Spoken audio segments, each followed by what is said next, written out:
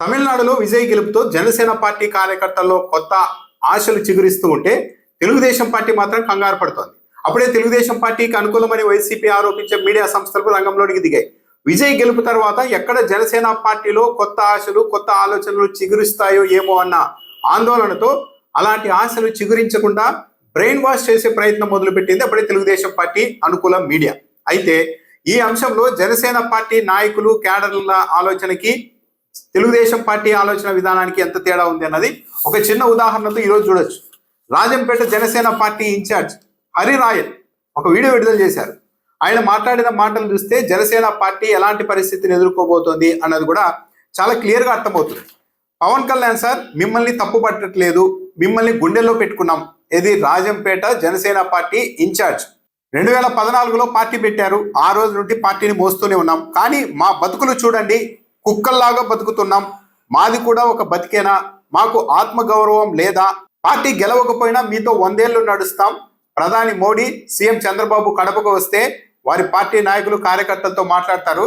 అలాంటిది మీరు ఎందుకు మమ్మల్ని పక్కన పెట్టుకోరు? పార్టీ కోసం కష్టపడే నాయకుల్ని ఎందుకు కలవరు? నేతలకు అపాయింట్మెంట్ ఇవ్వడానికి ఇబ్బంది ఏమిటి? పార్టీ నిర్మాణం చేసుకొని జనాల్లోనికి తీసుకెళ్లకుండా ఇలా ఎందుకు సార్ అంటూ ప్రశ్నిస్తున్నారు పవన్ కళ్యాణ్ గారు. ఇప్పటికైనా పార్టీ నిర్మాణం చేసి కమిటీలు ఇన్ఛార్జీల్ని వేయండి సార్. పార్టీ పెట్టి 15 ఏళ్ళు అయింది. ఎందుకు ఇలా ఒక తరాన్ని బానిసత్వంలోనికి నెడుతూ ఉన్నారు? చాలా బిగ్ స్టేట్మెంట్.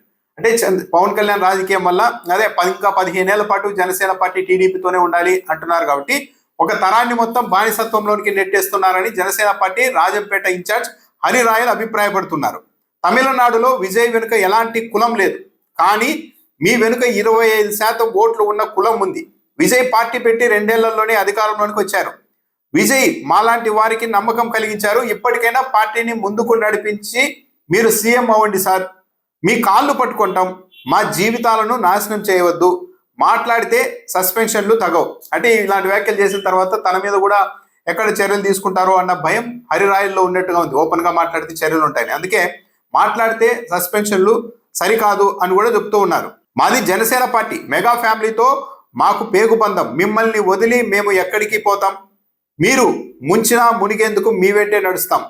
కష్టపడే వారికి అవకాశం ఇవ్వండి సార్ అంటూ హరిరాయల్ వేడుకుంటూ ఒక వీడియో రిలీజ్ చేశారు. అంటే పవన్ కళ్యాణ్ గారు ఇప్పటికైనా మారండి, విజయ్ చూసైనా మారండి. ఒక తరాన్ని, అంటే జనసేన పార్టీకి మద్దతుగా ఉన్న ఒక తరాన్ని మీరు బానిసత్వంలోనికి నెట్టద్దండి. ఇప్పటికైనా సొంతంగా ప్రయత్నాలు చేయండి అని ఒకవైపు జనసేన పార్టీ వాళ్ళు ఈ స్థాయిలో ఆవేదన చెందుతూ ఉంటే, తెలుగుదేశం పార్టీకి అనుకూలమని వైసీపీ ఆరోపించే మీడియా సంస్థలు అప్పుడే మళ్ళీ బ్రెయిన్ వాషింగ్ మొదలుపెట్టాయి. విజయం స్ఫూర్తితో ఎక్కడ జనసేన పార్టీ కొత్తగా ప్రయత్నాలు చేస్తుంది ఏమో అన్న ఒక ఆందోళన ఉందేమో, కానీ గతాన్ని గుర్తు చేస్తూ జనసేన పార్టీ పవన్ కళ్యాణ్ గారు అలాంటి కొత్త ఆలోచనలు చేయడానికి సరైనది కాదు, కొత్త ఆలోచనలు చేయడం సరైనది కాదు అన్న అర్థం వచ్చేలాగా మాట్లాడుతున్నారు. TV5లో సాంబశివరావు గారు చేసిన కొన్ని వ్యాఖ్యలు చూస్తే, పవన్ కళ్యాణ్ ఎన్ని సీట్లలో పోటీ చేస్తే మీకెందుకు సార్ అంటే వైసీపీ వాళ్ళని ఉద్దేశించి, వైసీపీ వాళ్ళు రెచ్చగొడుతున్నారు జనసేన పార్టీ వాళ్ళని అన్నది తెలుగుదేశం పార్టీ లైన్.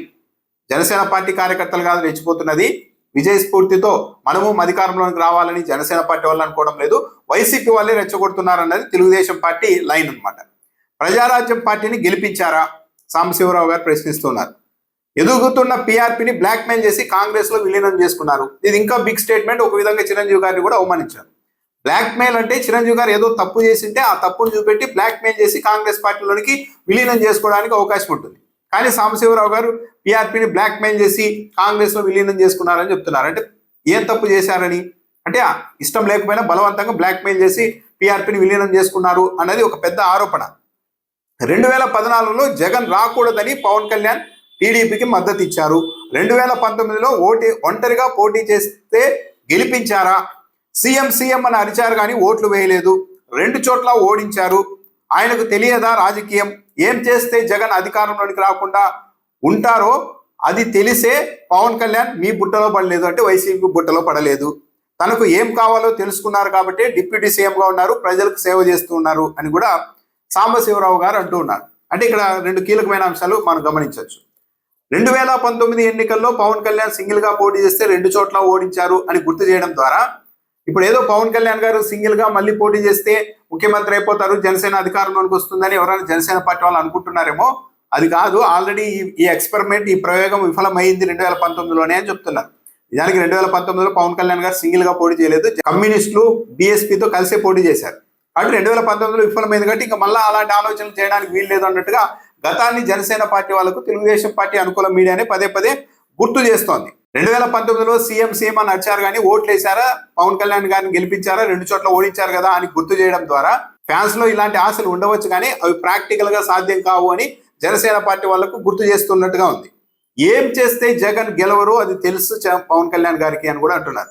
ఇక్కడే చాలా కీలకమైన విషయం. చాలా మంది డైరెక్ట్ గా తెలుగుదేశం పార్టీని అధికారంలోకి తేవడానికి చంద్రబాబు నాయుడు గారి కోసమే జనసేన పార్టీ పెట్టాను అంటే ఎబ్బెట్టుగా ఉంటుంది. కాబట్టి పవన్ కళ్యాణ్ గారు జగన్మోహన్ రెడ్డిని ఒక విలన్ గా చూపిస్తూ, జగన్మోహన్ రెడ్డి అధికారంలో ఉంటే ఏదో అయిపోతుంది అన్నట్టుగా ఒక భ్రాంతి కలిగిస్తూ, ఇదిగో జగన్మోహన్ రెడ్డిని అధికారంలోకి రాకుండా చేయడం కోసమే నేను తెలుగుదేశం పార్టీని అధికారంలోకి తీసుకొస్తున్నాను అని చెప్తూ ఉన్నారు. కానీ నిజానికి జనసేన పార్టీని పవన్ కళ్యాణ్ గారు స్థాపించింది ఎవరికో వ్యతిరేకంగా కాదు, కేవలం తెలుగుదేశం పార్టీకి మద్దతుగా, తెలుగుదేశం పార్టీ అధికారంలో ఉంటే అధికారంలోకి రావడానికి ఏం చేయాలో దానికోసమే పెట్టారు అన్నది ఈ 15 ఏళ్ల చరిత్రను చూస్తే చాలా క్లియర్ గా అర్థమవుతుంది. కాకపోతే నేరుగా టీడీపీ కోసం పార్టీ పెట్టాను అంటే బాగోదు. కాబట్టి జగన్మోహన్ రెడ్డి కోసం ఆయనకు వ్యతిరేకంగా నేను పనిచేస్తున్నానని చెప్పుకోవడం ద్వారా రాజకీయంగా ముందుకెళ్లేందుకు పవన్ కళ్యాణ్ గారు ప్రయత్నిస్తున్నారు.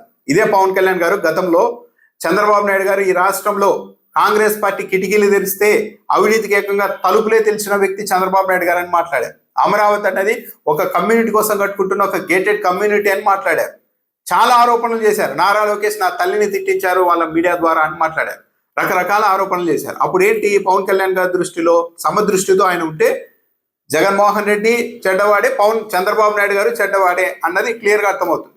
మరి అలాంటి ఆలోచన ఉన్నప్పుడు స్వచ్ఛమైన రాజకీయాలు చేయాలి, జగన్మోహన్ రెడ్డి చంద్రబాబు నాయుడు గారు ఈ రాష్ట్రానికి కరెక్ట్ కాదు అన్నది ఆలోచన పవన్ కళ్యాణ్ గారిలో ఉంటే ఆయన మూడో శక్తిగా ఎదగాలే కానీ ఇదిగో జగన్మోహన్ రెడ్డి చెడ్డవాడు, ఆయన అధికారంలోకి రాకుండా అడ్డుకోవడం కోసమే నేను టీడీపీతో ఉన్నానని చెప్పడం అన్నది పూర్తిగా ఎందుకు చేస్తూ ఉన్నారో జనసేన పార్టీ వాళ్ళే అంచనా వేసుకోవచ్చు. ఎందుకు పవన్ కళ్యాణ్ గారు ఈ రాజకీయం చేస్తున్నారని. ఎందుకంటే మరి ఇప్పుడైనా చెప్పండి, చంద్రబాబు నాయుడు గారు చాలా అత్యంత స్వచ్ఛమైన అవినీతి రహిత సమాజాన్ని నిర్మిస్తూ పక్కాగా పరిపాలన చేస్తున్నారేమో చెప్పమనండి. ఈ రాష్ట్రంలో లక్షల బెల్ట్ షాపులు ఉన్నా కూడా పట్టించుకునే వాళ్ళు లేరు. మహిళల మీద దాడులు జరుగుతున్నా పట్టించుకునే వాళ్ళు లేరు. ప్రతి వనరు తెలుగుదేశం పార్టీ కార్యకర్తలు నాయకుల కోసమే వాడుతున్నారు ఈ రాష్ట్రంలో అన్నది కూడా చర్చ నడుస్తుంది.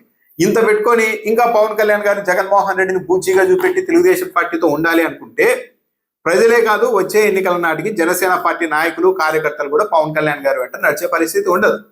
ఎందుకంటే హరిరాయలు చెప్పినట్టు, రాజంపేట జనసేన పార్టీ ఇన్ఛార్జ్ హరిరాయలు చెప్పినట్టు ఇప్పటికే 2014 నుంచి ఈరోజు దాదాపు 12 ఏళ్ల పాటు తెలుగుదేశం పార్టీ కోసం ప్రత్యక్షంగా పరోక్షంగా జెండా మోస్తూనే ఉన్నారు జనసేన పార్టీ కార్యకర్తల నాయకులు. ఇది చాలదు అన్నట్టే ఇంకో 15 ఏళ్ళు అంటే ఒక తరం పూర్తిగా రాజకీయంగా నిర్వీర్యమైపోతుంది.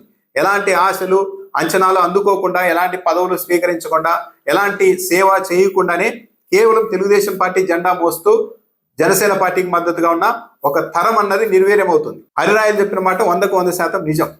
రాజకీయాల్లో కనీసం ఎదగాలి అనుకున్నప్పుడు వ్యూహాలన్నా మార్చుకుంటూ వెళ్ళాలి. పవన్ కళ్యాణ్ గారి వ్యూహాలు మాత్రం కలిసి పోటీ చేస్తే టీడీపీకి అనుకూలంగా ఉంటుంది అన్నప్పుడు కూటమిలోనికి వస్తున్నారు. తెలుగుదేశం పార్టీ ప్రభుత్వం మీద వ్యతిరేకత పెరిగింది, ఈ వ్యతిరేకతను వైసీపీకి డైరెక్ట్ గా వెళ్లకుండా చీల్చాలి అన్నప్పుడు పక్కకు వచ్చి పోటీ చేస్తున్నారు. ఇదంతా ఈ గేమ్ అంతా పబ్లిక్ కి అర్థమైపోయింది. సో పవన్ కళ్యాణ్ గారి మీద ఆశలు అయితే రాను రాను జనసేన పార్టీ వాళ్ళు క్షీణించే అవకాశం ఉంది. విజయ్ గారి స్ఫూర్తితో పవన్ కళ్యాణ్ గారు మళ్ళీ ఇప్పుడు సొంతంగా తన ఎజెండాను రూపకల్పన చేసుకుంటారు అంటే నమ్మడం అసాధ్యం. ఒకవేళ వచ్చే ఎన్నికల్లో ప్రభుత్వ వ్యతిరేక ఓటును చీల్చి మళ్ళీ తెలుగుదేశం పార్టీకి మంచి చేకూర్చేలాగా చేయాలి అన్న ఆలోచన అటువైపు నుంచి వస్తే ఆ ఆలోచనతో ఏమైనా మళ్ళీ ఒంటరిగా పోటీ చేసే ఆలోచన చేస్తారేమో కానీ జనసేన పార్టీ అధ్యక్షుడు పవన్ కళ్యాణ్ గారికి సొంతంగా పార్టీని నిర్మించుకొని దాన్ని ఒక శక్తిగా మార్చి తాను ముఖ్యమంత్రి అయిపోయి తను నమ్ముకున్న వాళ్ళందరికీ న్యాయం చేయాలి అన్న ఆలోచన అయితే ఆయనలో కనిపించలేదు. కనిపించే అలాంటి ఆలోచన ఉంటే ఈ 12 ఏళ్ల కాలంలో ఏదో ఒక రోజు ఆ సూచనలు కనిపించి ఉండేవి.